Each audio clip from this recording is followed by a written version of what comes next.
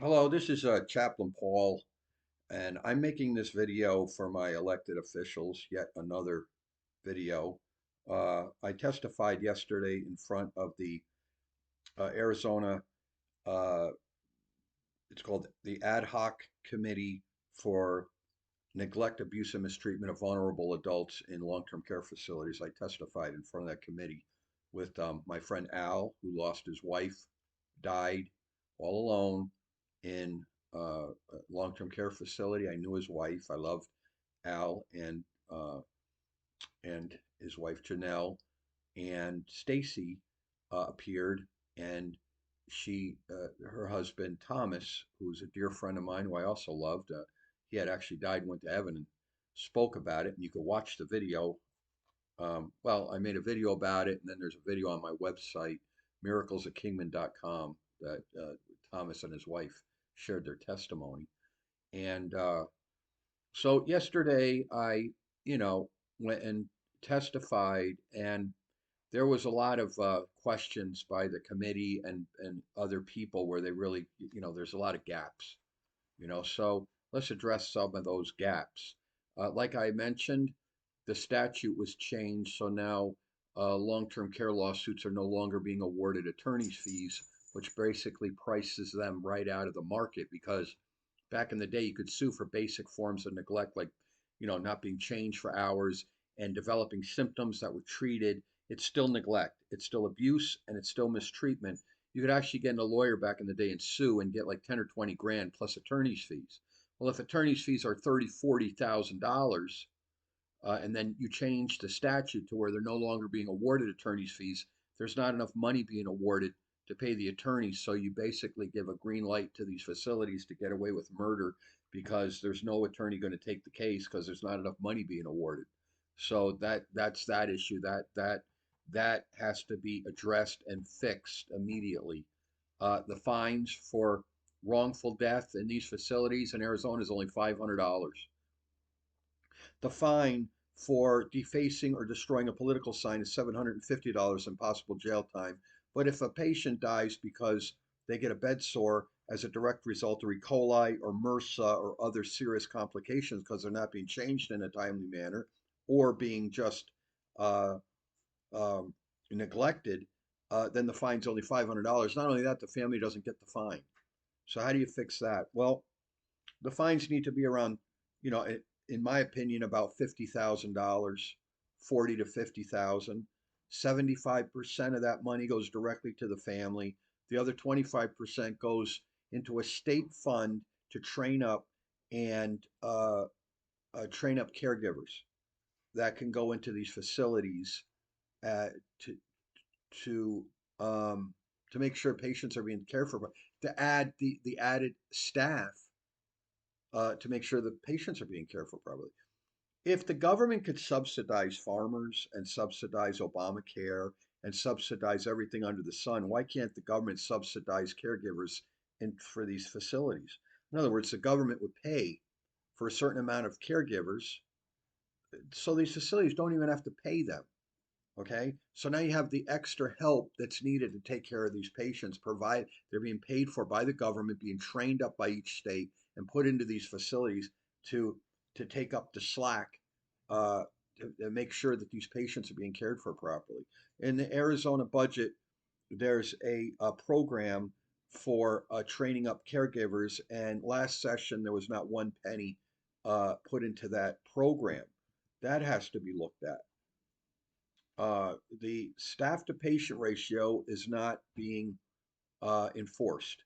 Now, the staff to patient ratio needs to be mandated, set at 2 RNs, 4 CNAs per 30 to 35 patients. Okay. Uh, at night, when the patients are sleeping, you could say, 1 RN, okay, and 3 CNAs per 30 to 35 patients. Because let's face it, they're sleeping. But the deal is, you have to have it more humane and where you can have it mandated and heavily enforced. Okay, now the other issues are the food is pig slop. All right, you feed unhealthy food, it creates problems mentally, physically, and emotionally. So if you're not feeding a healthy diet, then you're going to have problems. It's going to slow your ability to heal. So the food needs to be healthy food. There needs to be people going into these facilities, state officials, inspectors at night and on the weekends when there's less staff. There's less staff because it's what we call cause and effect. All right. The people in these facilities are doing a good job. They're doing the best they can under the circumstances that they can. But here's the reality of the situation.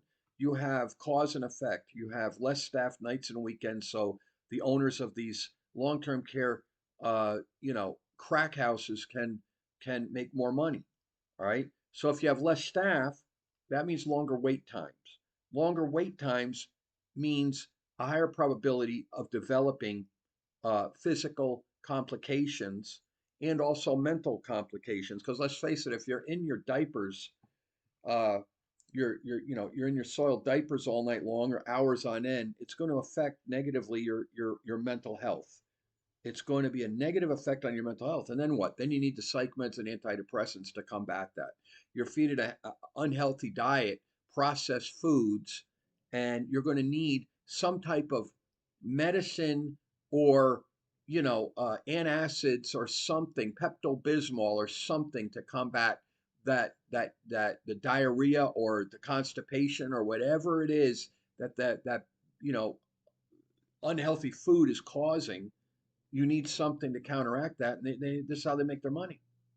If you're in your soiled diapers all night long, you're going to be angry. It's going to be a heightened level of anxiety and depression.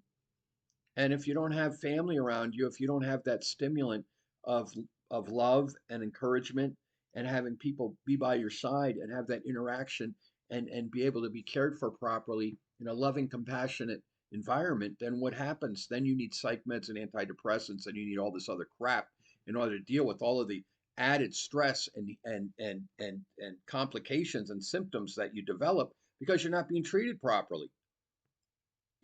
So that's more money, more money, more money, more money, more money. And you know what? They keep on, the industry keeps on taking and taking and taking and taking.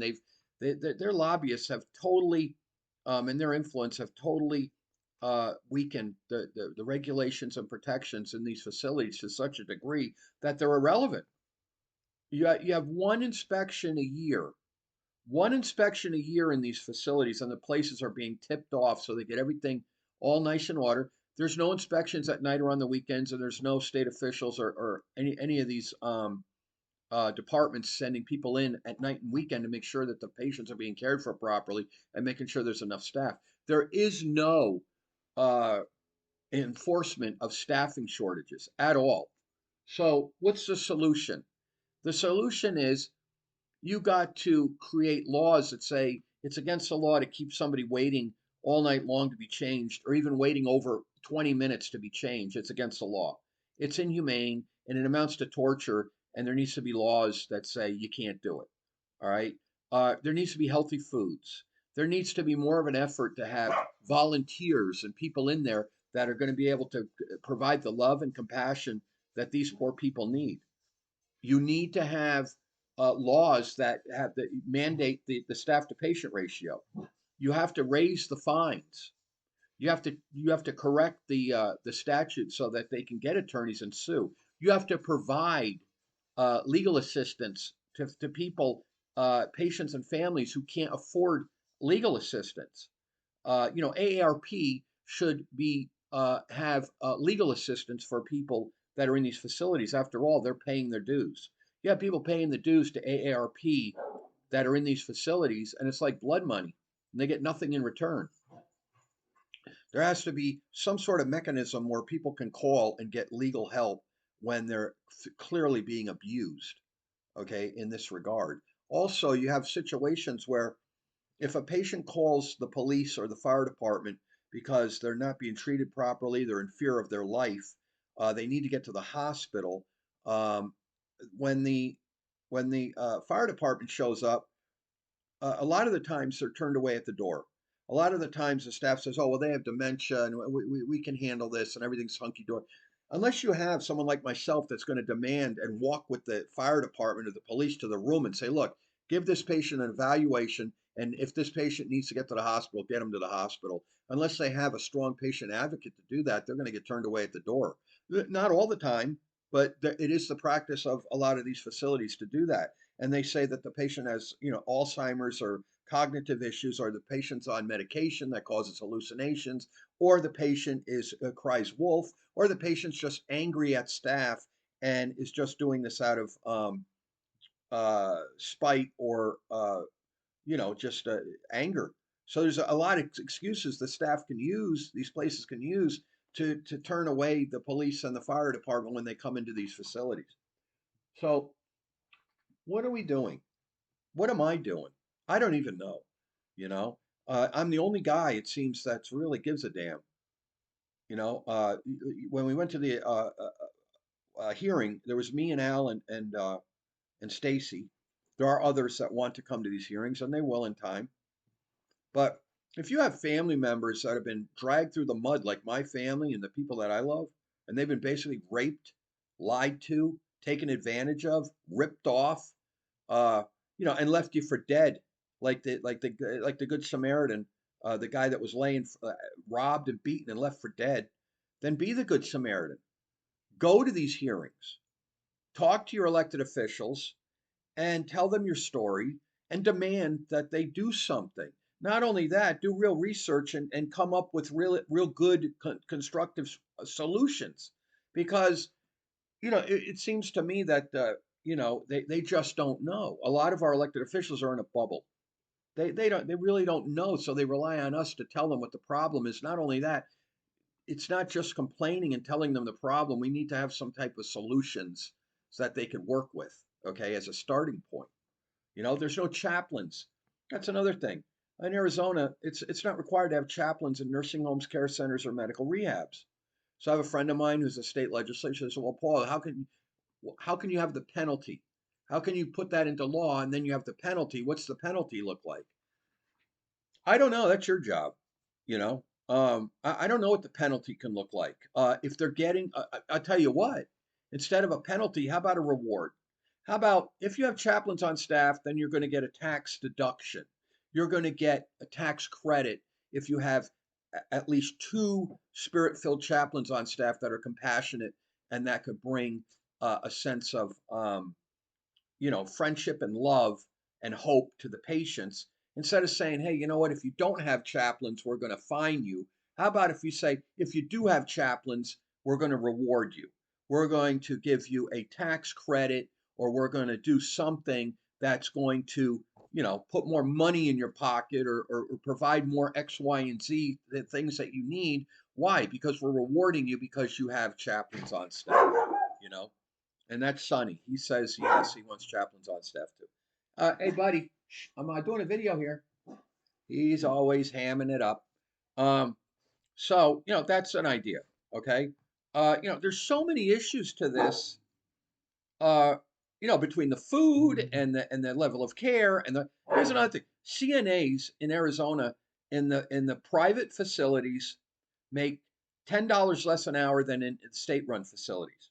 Not only that, they took away their $6,000 incentive that they split up over time. They took that away. So if you're going to go and you're going to be a CNA, you're not going to want to work in the private facility and get $10 less an hour and no incentives. So when these places say we can't find good help, they've stacked the deck.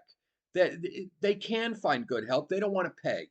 Okay, they can find good help, but they don't have the staff working nights and weekends so they could save money, so that there's longer wait times, more probability of more complications, more money to treat those complications. So it's not that they can't find good help. They don't want to get good help.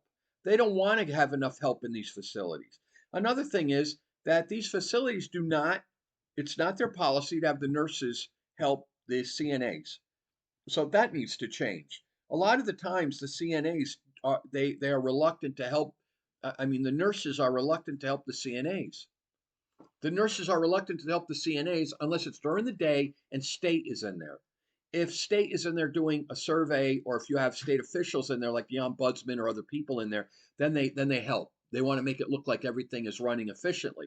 As soon as they're gone, they're very reluctant to help. So now, if you only have one CNA for 30 people, It takes two CNAs to change somebody because there's a lot of waste, cleaning and everything. And believe it or not, there's like a garbage bag full of waste, not just that comes out of our body, but cleaning up everything and all the papers and just everything in there.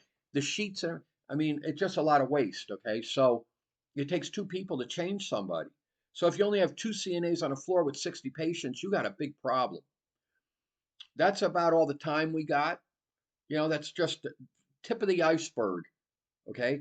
I appreciate your willingness to help. I appreciate your caring about these people. I would invite you to go to these facilities, talk to the family members, talk to the some of the patients, and see for yourself what's going on. And then ask yourself, is that how you would want to be treated? Somebody you love, your mother, your daughters, your father, your brothers, your sisters. Is that how you would want to be treated? No. So remember, Jesus loves you. So do I.